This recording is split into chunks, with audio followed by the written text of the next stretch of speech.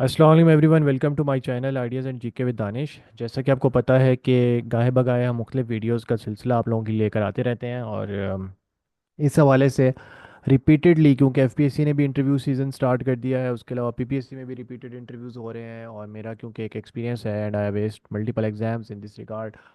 और तो मुझे काफ़ी स्टूडेंट्स की रिक्वेस्ट आ रही थी कि इंटरव्यू स्पेसिफिक जो वन पेपर होता है उसमें क्या टिप्स एंड ट्रिक्स होनी चाहिए, क्या चीज़ें फॉलो करना चाहिए, whether it would be PPSC, whether it would be FPSC. तो मैं पहले तो आपको बताऊंगा, सबसे पहले जो मैंडेटरी प्री रिक्विजिट्स हैं जो आपको पता होने चाहिए, वो जो आपको इन एनी केस किसी भी आप पोस्ट के लिए करें, बाकी पोस्ट स्पेसिफिक होते हैं तो वो आपने करना ही करना है। स्पेसिफिकली जिस भी पोस्ट के लिए आप पढ़ के जा रहे हो, ठीक है, तो सबसे पहले तो आप क्या करोगे, उस पोस्ट का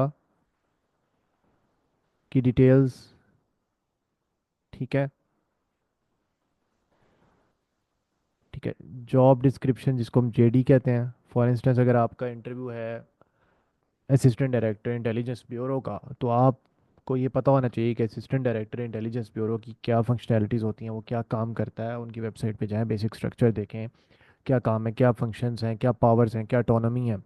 उस ऑर्गेनाइजेशन से रिलेटेड जो भी वो ऑर्गेनाइजेशन है, उस ऑर्गेनाइजेशन से रिलेटेड बेसिक इंफॉर्मेशन, वो कब बनी, क्या पर्पस है, कौन सा एक्ट रेगुलेट करता है, अगर उस ऑर्गेनाइजेशन का कुछ काउंटर पार्ट दुनिया में एग्जिस्ट करता है तो वो किस तरह से करता है, ऑपरेट कर रहा है। और अगर कोई इंटेलिजेंस स्पेसिफिक आपने देखी है, कोई ऐसे एग्जाम दे रहे हो जहाँ पे जी ऑपरेशंस की बात आती है, ठीक है, तो आपको ये पता होना चाहिए कि क्या लॉ इन्फोर्समेंट एजेंसीज का, तो आपको पता होना चाहिए कि उस तरह की बेस्ट प्रैक्टिसेस दुनिया में कहाँ फॉलो की जाती हैं और बेस्ट कौन कौन से ऐसे अचीवमेंट दुनिया में हुए हुए हैं।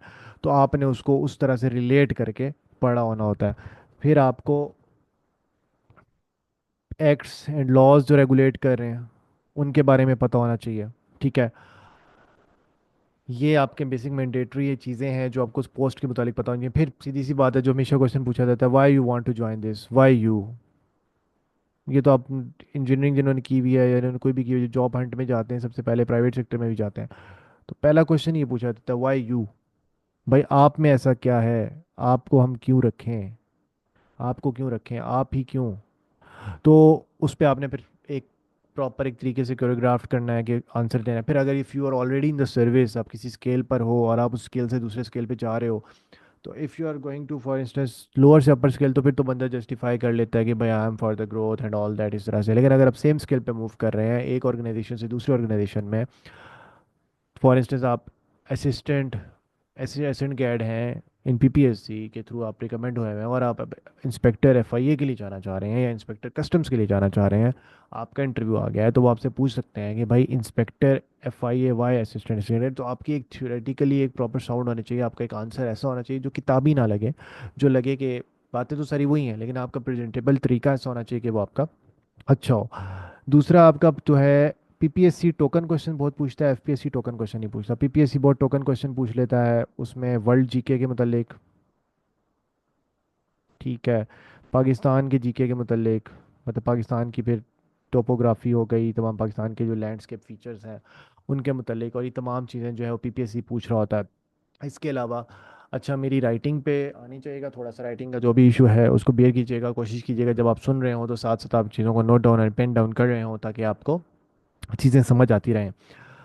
पाकिस्तान का जीके, वर्ल्ड का जीके, इस तरह से रीजनल ऑर्गेनाइजेशनल लेवल, कुछ भी जो टोकन क्वेश्चन जीके के जो डोमेन में वो 100 मार्क्स की होती है, वो जितनी अपनी अच्छी तैयारी होगी वहाँ से वो आपको इस इंटरव्यू में पीपीएससी का डेफिनेटली हेल्प करने वाला है। एफपीएससी भी यही चीज़ें पूछता है, टोकन क्वेश्चन। बट एफपीएससी में, पीपीएससी में भी एनालिसिस है बट एफपीएससी में एनालिसिस ज़रा ज़्यादा है। एफपीएससी आपको बहुत एनालिटिकली गेज करता है, आपको चीज़ें ज़रा, जो पैनल है वो आपको ज़्यादा ग्रिल करेगा, वो आपसे चीज़ें पूछेगा, कंपेयर एंड कंट्रास्ट में लेके चलेगा आपको चीज़ों में। फॉर इंस्टेंस जब आप एएसएफ का इंटरव्यू दे रहोगे तो आपसे लाजमी पूछेगा कि आईक्यू के थ्रू जो बेस्ट स्टैंडर्ड प्रैक्टिसेस हैं वो क्या हैं, ठीक है। या आप इन लॉ इन्फोर्समेंट एजेंसी किसी का भी इंटरव्यू दे रहे हैं तो वो पूछ सकता है कि भाई दुनिया में कस्टम्स का दे रहे हैं तो फिर दुनिया में कस्टम ड्यूटीज़ और इनके हवाले से दुनिया में क्या रूल्स रेगुलेशन है, क्या मामला होते हैं, कौन सी कंपनी है। तो आपको ये पता होना चाहिए कि दुनिया में फिर ये क्या क्या इसके बारे में चल रहा है। आप बिल्कुल इस तरह से ना चले जाएं कि बिल्कुल आपका जो है लेमैन की तरफ जा रहे हैं एंड ऑल दैट, किसी को कुछ पता नहीं है और आप बस जाके एमलेसली बैठ जाते हैं। फिर आपका जिस दिन इंटरव्यू है, द डे ऑफ इंटरव्यू, ठीक है, ड्रेसिंग तो खैर आपकी सबसे पहले इंपॉर्टेंट है ही है, वो तो तमाम कहीं पे भी आप देखेंगे आपको पता चल जाएगा कि ड्रेसिंग सेंस का क्या इंपॉर्टेंट है। द डे ऑफ इंटरव्यू, उस दिन क्या डेट है? अच्छा, वो जो डेट है उस डेट को कुछ दुनिया में इंपॉर्टेंट हुआ था? कोई हिस्टोरिकल इंपॉर्टेंट था? कोई बड़ी सेलिब्रिटी की पिक्चर है, बर्थडे है, एनिवर्सरी है, या कुछ फॉर्मेशन है, कोई ऑर्गेनाइजेशन फॉर्म हुई भी है? आपको पता होना चाहिए, आपको बड़ा डिटेल में पता होना चाहिए। आप जब वो डिटेल्स में आपको चीज़ों का पता होगा तो आप उसको उसी हवाले से चीज़ों को ग्रैब कर सकेंगे। फिर आपका एक इंट्रो तगड़ा होना चाहिए, लेकिन इंट्रो पे आजकल नहीं पूछा जा रहा होता। कुछ पोस्ट में इंट्रो का पूछ लेते हैं, कुछ पोस्ट में इंट्रोड्यूस योर सेल्फ नहीं पूछा जाता, डायरेक्ट ऑन स्पॉट आते हैं। लेकिन आपको ये पता होना चाहिए कि वट एवर यू आर, जो भी आपका स्पेक है, जो भी आपकी स्पेसिफिक आपकी स्पेसिमेन है, आपकी एक कैलिबर है, वो किस तरह से उस ऑर्गेनाइजेशन को हेल्पफुल होने वाला है, ये एक चीज़ आपके माइंड मैपिंग एक अच्छी सी होनी चाहिए।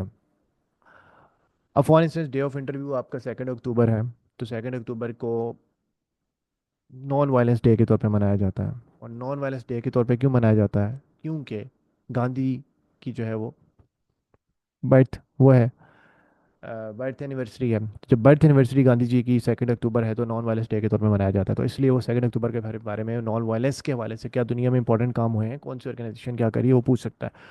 लाइक वाइज 24 अक्टूबर को आपका अगर इंटरव्यू है तो 24 October is the United Nations formation day. तो यूनाइटेड नेशन रिलेटेड आपका वो एक्सपेक्ट करा होगा पैनलिस्ट के, यार he would not be clue में नहीं आया होगा और प्रॉपर आया होगा।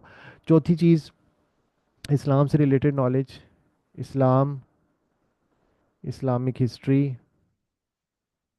ठीक है, प्रॉपर आपको पता होनी चाहिए। तमाम पायस कैलिफेट उनसे रिलेटेड जो आमा कराम गुजरे हैं, तमाम चीज़ों के मुतालिक आपको जो एक डिटेल्ड कंप्रीहेंसिव एनालिसिस आपकी फिंगर टिप्स पे होना चाहिए। और आपको एमसीक्यूज़ पूछे जा सकते हैं, सीरत से रिलेटेड एमसीक्यूज़, नबी पाक सल्लल्लाहु अलैहि वसल्लम के वालदैन से रिलेटेड एमसीक्यूज़, उसके अलावा सहाबा कराम से रिलेटेड एमसीक्यूज़, और इसके अलावा नबी पाक सल्लल्लाहु अलैहि वसल्लम की मक्की ज़िंदगी, नबी पाक सल्लल्लाहु अलैहि वसल्लम की मदनी ज़िंदगी, इन तमाम से रिलेटेड एमसीक्यूज़ वो डिटेल में जा सकता है, किसी इवेंट स्पेसिफिक में जा सकता है। वो टोकन क्वेश्चन भी हो सकते हैं उनके हवाले से। कोई नबी पाक सल्लल्लाहु अलैहि वसल्लम की जो आपने जितना अच्छा तैयार किया होगा ना, इस्लामियात तैयार किया, अब आपकी यहाँ पे नहीं, तमाम जो तैयारी है ना वो क्लब हो रही होती है, कभी भी आइसोलेशन में। इसलिए कहते हैं कि किसी भी एग्जाम की तैयारी आइसोलेशन में नहीं होती, आपकी हमेशा एक कंबाइंड तैयारी, होलिस्टिक तैयारी चल रही होती है, और वो तैयारी आपको जगह जगह हेल्प कर रही होती है। तो इस्लाम रिलेटेड आपका पूछा जा सकता है। देन पाकिस्तान के बारे में जब पूछते हैं तो पाकिस्तान में अब इसके अलावा डेमोक्रेसी रिलेटेड या वुमेन राइट्स पे रिलेटेड जो है वो बड़ी चीज़ें आजकल हैं कि जी वुमेन राइट्स और ह्यूमन राइट्स, ठीक है, इन दोनों चीज़ों पे लेके कॉन्फ्लिक्ट्स जो दुनिया में इंपॉर्टेंट चल रहे होते हैं बड़े, उन कॉन्फ्लिक्ट से रिलेटेड आपको चीज़ें जो इस टाइम पे हर कॉन्फ्लिक्ट का पता होगा, लेकिन जो इस वक्त दुनिया में प्राइम हाईलाइट में है ना, उसके मतलब आपका क्या स्टांस है, क्या कुछ है, और ये वो, और अभी जो भी जा रहा है, तो उसको करंट अफेयर्स रिलेटेड। अब करंट अफेयर्स में क्या है जी, करंट अफेयर्स में आपको 10 डोमेस्टिक की इशू, उनको ऑन लेंथ में डिटेल का पता हो, और 10 इंटरनेशनल, ठीक है। ये तमाम ही जो बच्चा तैयारी कर रहा होता है ना उसको पता होता है कि 10 डोमेस्टिक कौन से चल रहे हैं, 10 इंटरनेशनल कौन से चल रहे हैं, ये आपको इन डेप्थ पता हो, ठीक है। फिर आपका जहाँ पर इसके अलावा एक टिप एंड ट्रिक ये है कि जब आपको लगे कि पैनलिस्ट आपकी इंटरेस्ट एरिया में आना चाह रहा है, इसके अलावा कॉन्स्टिट्यूशन, आप पोस्ट पे डिपेंड करता है ना, आप कहीं बैठे हुए हैं, या पैनलिस्ट के मूड पे भी डिपेंड करता है। कॉन्स्टिट्यूशन रिलेटेड पूछता है, या आपसे कोई ऑर्गेनाइजेशनल चीज़ पूछता है, भाई पाकिस्तान में इस चीज़ के बारे में कोई फ्रेमवर्क मौजूद है, तो आप उसको फ्रेमवर्क बताते हुए सोल्यूशन जब दे रहे होंगे, आपसे रेमेडीज पूछें, तो आप सोल्यूशन में कोशिश करें पॉलिसी पुट करें, पॉलिसी के थ्रू रेफरेंस दें। मतलब आपको लगता है कि लॉ कोई मौजूद है इस चीज़ पर, तो आप वो लॉ कोट करें कि जी गवर्नमेंट एफर्ट करिए, ये चीज़ें इंप्लीमेंटेशन की जरूरत है, but these are the policies exist, और हम इन्हीं पॉलिसीज में रहते हुए चीज़ें फर्दर बेहतर कर सकते हैं और न्यू पॉलिसीज बना सकते हैं, बजाय इसके कि आप एक हैफ ए जेड और एक हवाई बातें वहां पे कर रहे हैं और उसको कुछ समझ ना आ रहा हो कि क्या बातें हो रही हैं, और उसको ब्लैक पता रहा हो कि इट्स जस्ट अ एक क्लूलेस बंदा है। अब फॉर इंस्टेंस पाकिस्तान की टोपोग्राफी में अगर वो पूछता है कि बलूचिस्तान में कितने रिवर्स चलते हैं, तो आपको पता होना चाहिए कि बलूचिस्तान में कौन कौन से रिवर्स हैं। आपको ये पता होना चाहिए कि पाकिस्तान की जो तीनों माउंटेन रेंजेस है वो किस पॉइंट पे मिल रही हैं। आपको ये तमाम चीज़ें आपका क्लैरिटी के साथ चीज़ें जो है वो मतलब उसमें आइडिया होना चाहिए। अब जैसे इंटरनेशनल जीके में देखें तो इक्वेटर को कौन सा रिवर 2 दफ़ा क्रॉस करता है, तो आपको पता है कॉन्गो रिवर है। इस तरह से जो लेक रीजन है, फ्रेश वाटर लेक वाला रीजन, अमेरिका और कनाडा के बॉर्डर पे, वहाँ पे जो लेक्स हैं उनके बारे में पता होना चाहिए। इसके अलावा आपका तमाम टोकन क्वेश्चंस का भी पता होना चाहिए, एनालिसिस भी पता होना चाहिए। फिर वर्ल्ड हिस्ट्री में इंपॉर्टेंट वॉर्स हुई हैं, वो तमाम जो आप जीके में तैयार करते हैं चीज़ें, उनको थोड़ा एनालिटिकली चलते हैं इंपॉर्टेंट चीज़ों को लेके। और हिस्ट्री में हमेशा वो उसका डिपेंड करता है कि आपका पैनलिस्ट किस तरफ झुका हुआ है। वो एक दो क्वेश्चन से आपको आइडिया हो जाता है कि पैनल किस तरफ जाना चाहता है। लेकिन जो पोस्ट स्पेसिफिक बंदा होगा वो आपका सिर्फ पोस्ट स्पेसिफिक पूछ होगा। जो डिपार्टमेंटल रिप्रेजेंटेटिव होगा वो जेडी ऑर्गेनाइजेशन एक्ट्स लॉज वो उसके वाले से होगा, because he would be definitely interested कि भाई if I am going to vote for him या वोट फॉर द गाय या वोट फॉर द फीमेल जो भी इस प्लान पे एग्जिस्ट उसमें आई हुई है मेरे सामने पैनल में इंटरव्यू दे रही हैं, तो उनका होगा कि भाई मेरी ऑर्गेनाइजेशन के मुताबिक मेरी ऑर्गेनाइजेशन में सर्व करना है, इनको कुछ पता है, अता पता है, या बस ऐसे ही उठ के आ गए हैं। पैनल हेड जो है वो बैलेंस चल रहा होता है, उसको पता होता है कि यार उस तरह का भी पता है, जनरल का भी पता है, तो वो उसके पास सिनेरियो होते हैं, और देन फिर एक तीसरा रिप्रेजेंटेटिव होता है। तो आपको बैलेंस करके मिनिमम 3 पर्सन का पैनल होता है इन एफपीएससी। तो आपका 3 पर्सेंट का ही होता है एफपीएससी में।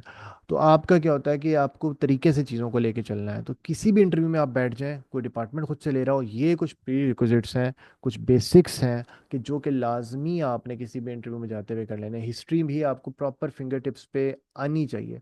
इन अदर वर्ड, जब आप जीके तैयार अच्छा सा कर लेते हो ना, तो आपको इंटरव्यू में टोकन क्वेश्चन हो गया, एनालिसिस हो गए, वो पता होना। आपको ये इंपॉर्टेंट नहीं है कि फ़लाँ बैटल क्रूसेड फ़लाँ फ़लाँ फ़लाँ हुई थी, क्रूसेड्स क्यों हुई थी, क्या पर्सपेक्टिव था, व्हाट वुड वर द उनका क्या मोटिव था, जो दूसरी पार्टी थी मुस्लिम वर्ल्ड का क्या मोटिव था, क्रूसेड्स क्यों हुई थी, कॉन्स्टेंटिनोपल फतह हुआ है तो उससे क्या इम्पैक्ट हुआ है, उसका क्या इन्फ्लक्स यूरोप पे आया, क्या उसका इन्फ्लक्स एशिया पे आया।